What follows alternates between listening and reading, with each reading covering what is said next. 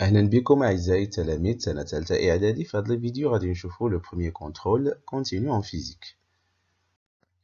Alors, pour assurer la bonne méthode de travail, c'est beaucoup mieux de télécharger le document.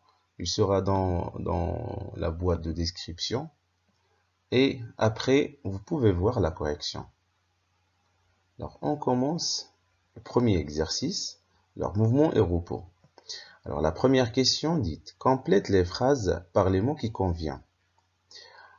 Repos, position, mouvement, trajectoire, référentiel, translation. » Alors, l'état de ou de d'un objet est décrit par rapport à un autre objet appelé le.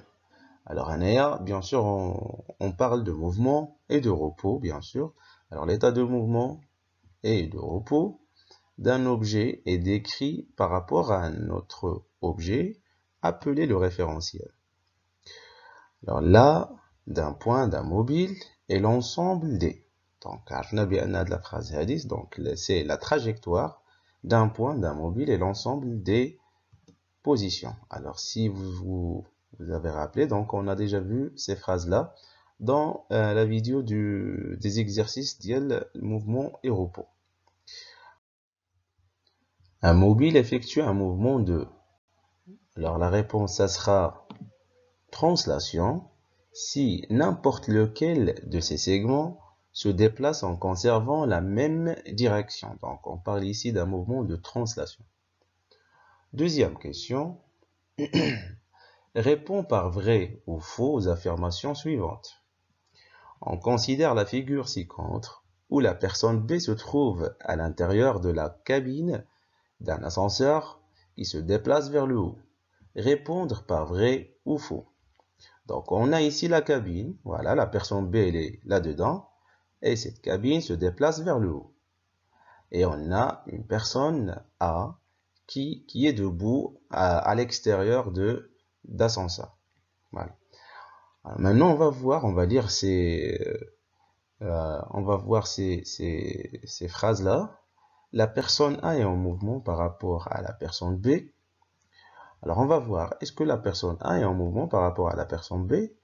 Oui, alors car la personne B se déplace vers le haut et donc sa position change par rapport à A.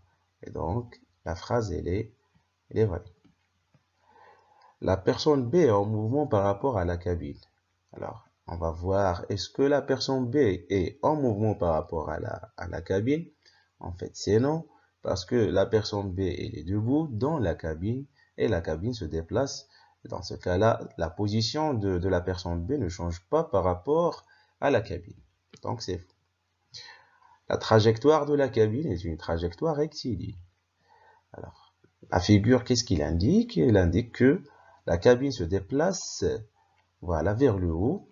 Alors, et il va décrire une droite. Et donc, on parle d'une trajectoire rectiligne. Ça, c'est vrai. Le mouvement de la cabine est un mouvement de rotation. Alors, est-ce que le mouvement de la cabine est un mouvement de rotation? Alors, ça, c'est faux. Parce que c'est une translation. Entourer la bonne réponse. Voilà. Alors, quand la vitesse diminue, on dit que le mouvement est retardé. Voilà. La durée du parcours d'un mobile est exprimée par la relation. On a delta t égale à d sur v. L'unité pratique de la vitesse est km fois l'heure moins 1. Voilà. Alors tout ça, c'est déjà mentionné dans le cours et même dans la partie des exercices, on a déjà fait ça dans la vidéo précédente. Préciser le type du mouvement dans chaque cas. Alors, en regardant les images suivantes, préciser le type de chaque mouvement. On a par exemple au début mouvement du balai d'essuie-glace. Donc on a du balai d'essuie-glace qui fait un mouvement donc de translation puisque la direction d'essuie-glace ne change pas. Alors si on a bien observé, donc elle va garder toujours cet essuie-glace la même direction. Voilà. Et sera translation. Mais quel type de translation? Alors, on voit clairement qu'il décrit une trajectoire qui a un arc de cercle. Et dans ce cas-là, on va dire que c'est une translation circulaire. Mouvement de la barrière. Alors, pour mouvement de la barrière, donc on connaît déjà la barrière, il va se déplacer en faisant une rotation. Mouvement de la cabine. Alors bien évidemment, ici on voit que dans la cabine, on va une translation, puisque la cabine va garder toujours la même direction. Et la trajectoire, elle est, on peut dire, c'est ondulé. Donc, ça va être translation curviligne. Exercice 2. On considère la figure suivante qui représente les positions occupées par une voiture en mouvement. Les positions ont été repérées pendant une même durée, delta t égale à 1,6 secondes. Déterminer la nature du mouvement. Alors, pour déterminer la nature du mouvement, on va voir la figure. Et dans la figure, qu'est-ce qu'on voit? On voit que les images prises, voilà, dans le même intervalle de temps, qu'est-ce qu'ils donnent? Ils donnent des distances qui sont égales. Alors, les distances parcourues pendant les mêmes intervalles de temps, on peut dire que sont égales. Et dans ce cas-là, on parle d'un mouvement uniforme. Alors, on va dire mouvement uniforme. Ils n'ont pas demandé de justifier. J'ai ajouté dans la réponse ici la justification pour bien apprendre même cette justification, parce que dans d'autres exercices ou bien dans des contrôles, on voit souvent la justification. Alors, car les distances parcourues pendant les mêmes intervalles de temps sont égales. Alors, calculée en mètres par seconde et en kilomètres par heure, la vitesse moyenne de la voiture entre les positions A et C. Alors, qu'est-ce qu'on va prendre? On va voir la distance entre A et C. Alors, la distance, elle est déjà décrite ici, c'est 80 mètres. Et on va prendre aussi la durée. Alors, la durée du parcours, c'est-à-dire la durée du parcours de A vers C.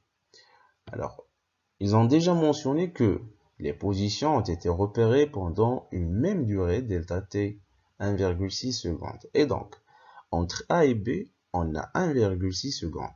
Et entre B et C, on a la même chose, 1,6 secondes. Alors, entre A et C, on a 2 fois 1,6 secondes. Et donc, on a trouvé la distance et on a trouvé même la durée. Et donc, on va appliquer la fameuse relation. Il dit V égale à D sur T.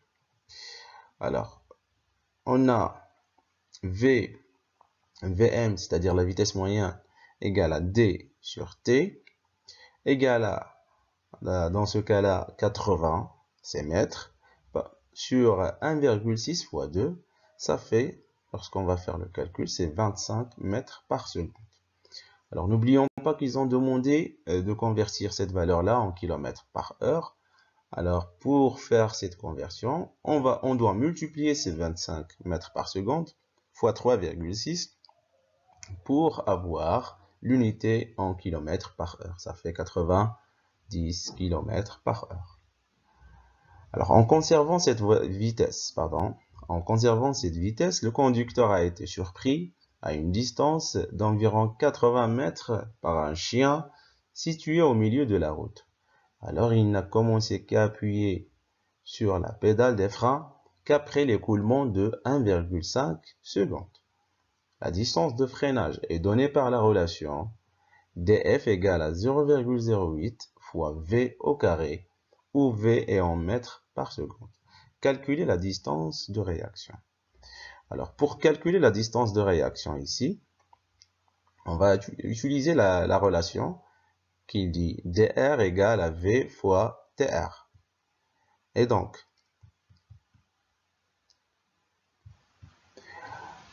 on va voir dr égale à v fois tr.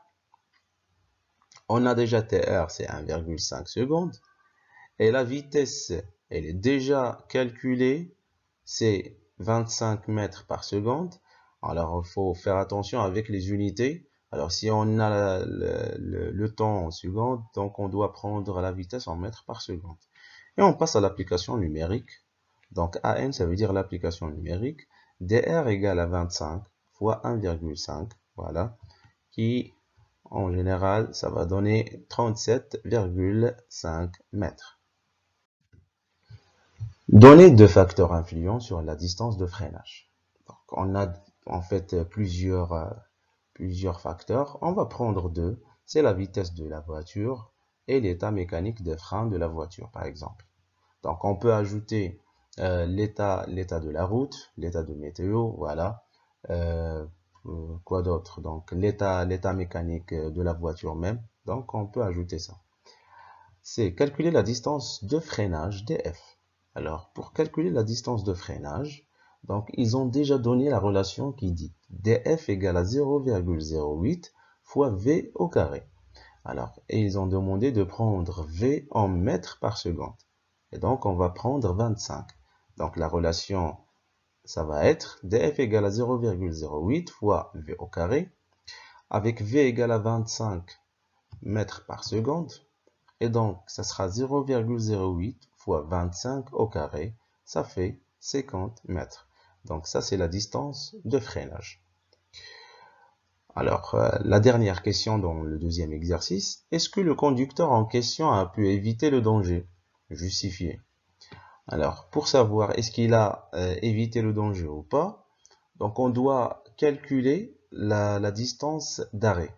Et pour calculer la distance d'arrêt, on sait déjà la relation dA égale à dR plus dF. Alors, dR, c'est déjà calculé, et dF aussi, elle est calculée. Donc, dF, on a trouvé, c'est 37,5. Et dF, on vient de la calculer dans la question précédente, c'est 50. Donc, ça fait 87,5 mètres.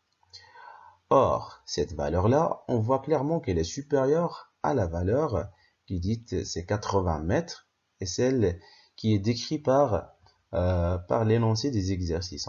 Ils ont dit déjà que l'obstacle il se trouve à la distance 80 mètres. Et donc, on va dire, puisque la distance d'arrêt égale à 87,5 mètres, elle est supérieure à 80 mètres, donc le conducteur ne va pas éviter le danger, puisque il va déjà dépasser la valeur 80 mètres.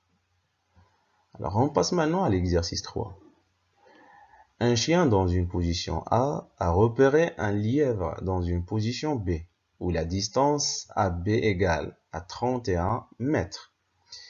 Il part alors à sa poursuite avec une vitesse moyenne V1 égale à 10,5 mètres par seconde. Donc, on voit ici, on a un chien dans la position A et on a le lièvre, il est dans la position B et on a le terrier du lapin ou bien du lièvre. Voilà. Donc, la distance entre A et B, ils ont déjà dit, c'est 31 mètres. Et le chien, il part avec une vitesse V1, 10,5 mètres par seconde. Au moment le lièvre s'enfuit vers son terrier C à une vitesse moyenne constante V2 égale à 36 km par heure. Alors ici, dans cette position, ils ont mentionné que le lièvre, il s'enfuit vers son terrier et que sa vitesse est V2 égale à 36 km par heure. Montrer que la distance BC qui sépare le lièvre de son terrier est BC égale à 200 mètres, sachant que la durée nécessaire pour atteindre le terrier est 20 secondes. Alors maintenant, ils ont demandé de vérifier, c'est-à-dire de montrer que la distance BC égale à 200 mètres. Et ils ont donné la durée nécessaire pour atteindre, ou bien le lièvre pour atteindre son terrier, c'est 20 secondes. Et on a déjà la vitesse de lièvre, c'est V2. Et donc, c'est facile de trouver la distance. Alors, on sait déjà que la distance égale, c'est V2 fois T. D'après toujours la même relation qu'on connaît. Et dans ce cas-là, on va faire l'application numérique. Mais avant de faire l'application numérique, on doit voir les unités. On a le temps, c'est en 20 secondes. Et on a la vitesse, elle est en km par heure. Alors, ce qui veut dire, on doit convertir cette valeur-là en mètres par seconde. Alors, on convertit V2, c'est 36. On va la diviser par 3,6 égale à 10 mètres par seconde. C'est 10 mètres par seconde.